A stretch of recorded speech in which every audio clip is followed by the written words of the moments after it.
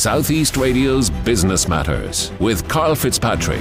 Well, Shana Chu's experience as a garment technologist provided the impetus for her to establish a tech company which could eradicate the problems associated with inconsistent sizing in the garment production industry. Shana, prior to starting Tailr, provide us with an insight into your own career. Good morning, Karl. Thank you for having me. So I was a garment technologist.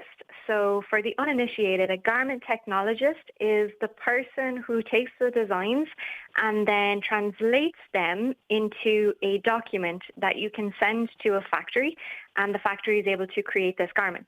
So as part of that role, I would visit factories internationally, and I got a first-hand view of what it's like on the factory floor, and that's kind of where I came up with Tailr. So what type of fashion retailers and brands did you work with in the past? So it was two brands under the one company down in Waterford. So it was Azuri Sport and Apparel Supply Solutions, so Waterford uniforms. So I would design and develop fire suits and F4 and ARC protective wear. And was it the experience in that industry that inspired you to set up Tailr? Yes, so the highly technical garments, highly technical fabrics, working with them, seeing how they were produced, ensuring that the quality control was really, really good. You don't want to send someone into a burning building with, a compromised fire suit. So everything had to be 100% perfect. And seeing the flaws along the supply chain, the disconnect that can happen for brands with factories, seeing that fabric can handle unexpectedly during production, and they were problems that weren't being solved by any technology out there. So that inspired me to create Tailr. So how does the platform seek to address the issue of inconsistent sizing? So we do a few things, and the first one is we feasibility check every single part of the garment before it gets shipped to the factory. So we look at the fabric, we look at the trims, we look at the measurement chart. For example, on the measurement chart, we ensure that there's no human error. I don't know about yourself, Karl, but if you've ever typed a document and, one hand types faster than the other and you have a word that you've misspelled, we basically check the measurement chart to make sure that that doesn't happen. We make sure that it's graded correctly as well. And then for the fabric, we just look at every single piece of data that we possibly can on the fabric, make sure that everything is consistent, and we ship that then to the factory and they start production. And of course, we've all heard the stories of garments that you would bring in from China or the Far East. It's often felt that the quality assurance out there might not be up to what we're used to.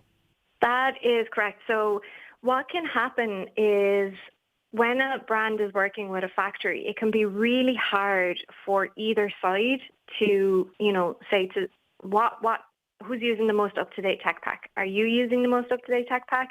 This is the one that we have.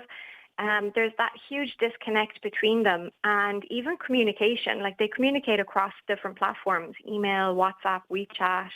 And by the time something happens, you're like, where do I even find who agreed what? So it can be a minefield, and that is why products do come in incorrectly, because factories are trying to find out the answers, brands are trying to answer the questions, and it's just a huge disconnect. And then on top of that, you have the information in the tech pack not up to date as well. So speaking to brands, they've told me that roughly about 20% of production comes in incorrect, and this is because of the disconnect between them and the factory and the tech pack. So who are the prospective clients for Tailr, and what levels of engagement have you had with them to date? So the prospective clients would be self-manufacturing brands. So these are brands that are in control of their own supply chain. They have an in-house design team. They design their garments and then they get it made through either an internal or an external factory. The level of engagement has been absolutely amazing. We've spoken to, Irish brands, UK brands, right the way up to huge international brands. And at every single level, they all feel the problem and they all need the solution. What impact is that having on their business? Before we raised, we went out and we were testing with a number of brands. And the brands were, even on just the minimum viable product, brands were saving 4.5 hours every day. With this, then, we raised the investment. So we're we're midway through the next version of the platform, and that is launching in September. So we already have people signed up to onboard as soon as we launch the next version. Have you any competitors in this space at this current time? Yeah, we do. So our largest competitor, honestly, is Excel. That is our largest competitor. So many brands are still creating their tech packs in Excel and their measurement charts in Excel. Excel is full of errors, formulation errors, human errors, and we need to ensure that, we're getting that checked. There is 2 other companies that are out there that would be a competitor as well, but they generate garment tech packs. We do a lot more. We ensure that we're getting consistent sizing, that we're removing that disconnect there. So that's what differentiates us from our competitors. So Tailr recently secured a €700,000 investment in the business. But how do you plan to utilise the investment? So first thing first was hiring. I've brought on some amazing key hires in the past number of weeks, one of them being Magnus Canholt. He's come on as our CTO. Magnus has been in industry for over 20 years. He's developed technology for over 200 brands.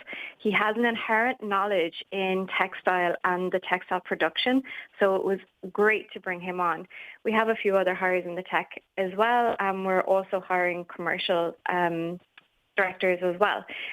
After that, then we'll be scaling. So going out to brands, getting them signed up on the platform, scaling with them, releasing more key features. And yeah, the sky's the limit after that. And as a startup entrepreneur, what has been the greatest challenge that you've faced to date? That is a good question. Everything. Jokes aside. Jokes aside, it's knowing when to switch off. It can be 100% the whole time. And, when I started out on this journey, everyone said to me, founder burnout is real. And I was saying, oh, no, it'll be fine. I'll have a good balance. And no, you get an email at 11 o'clock at night and suddenly you're still doing work at 1 a.m. So it can be really hard to switch off. So forcing yourself to switch off can be really hard.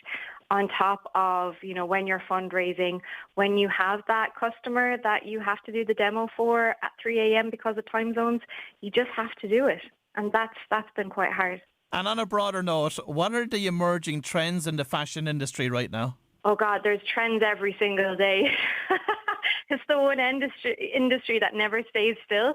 There's a new trend every day, it seems, but that's just for the clothing. In terms of technology, it is all about supply chain and how to get a sustainable supply chain. So that is huge for the industry, and it has been since COVID. It's just that the solutions that are there, it's hard to find the right solution. So we're going out with the right solution to help them with their supply chain. And in terms of route to market internationally, what channels are you going to be using in that respect? So it's, feet on the ground, going to key industry events.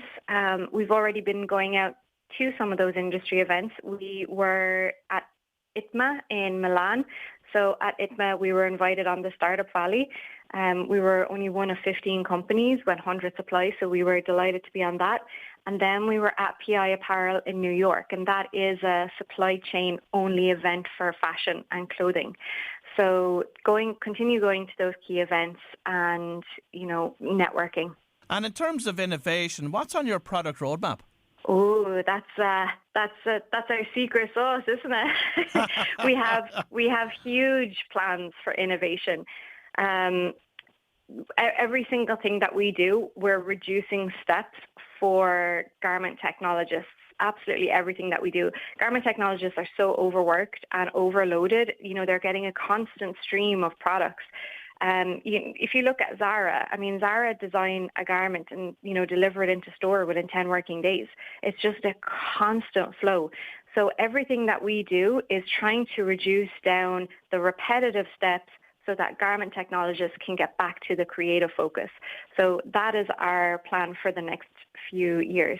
And what are your thoughts on the Primark, the Penny's business model? Because right across the world, we're seeing large big box retailers closing down, when in fact Primark seem to be expanding and becoming more profitable every year.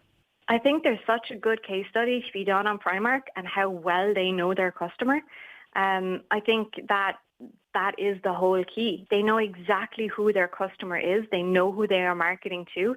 Everyone has said for years that they should move online, but they know that that's not good for them, that, they have such a huge overturn of product that it just wouldn't work well for them. So they've stuck by their guns and, stayed on just brick and mortar. And that just goes to prove that they really do know their customer. In terms of the Irish market itself, are you limited, which will mean that you'll have to go international very quickly?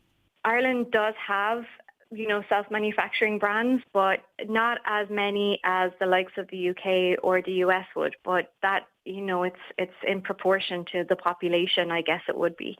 Ireland has an amazing amount of, brands that are self-manufacturing. Ferry is one of them that, was on our platform testing as well, and they're getting on great. So there is quite a large number, when you look at it, of self-manufacturing brands in Ireland, and it's great to see. But we do have to go international, and the UK is our first market. And ultimately then, Shana, is it your intention here to build this business as an acquisition target? Well, yeah, that definitely would be. There's, 4 of my previous competitors have been bought out, so it definitely is something that we're looking at. And of course, the fashion industry is a phenomenal sized industry. If anyone listening this morning is interested in starting a business in the space, what advice have you got for them? So if they're starting a fashion brand, I would say be very lean on, the amount of fabric that you're buying. Look at the factories that you're working with. Make sure that they're good, reputable factories. Look at your minimum order quantities and, figure out who your buyer is. If you're getting into the tech space, I really would recommend that you get, on the ground, depending on what side, your tech is for. Make sure that you have industry experience, because the fashion and clothing industry is an industry like no other. It's run its own way and it has its own language, and you need to know that before you go into it. Well, if you've just tuned in, that was Shana Chu from Tailr, and there are certainly exciting times ahead for the Southeast-based business. Southeast Radio's Business Matters with Karl Fitzpatrick.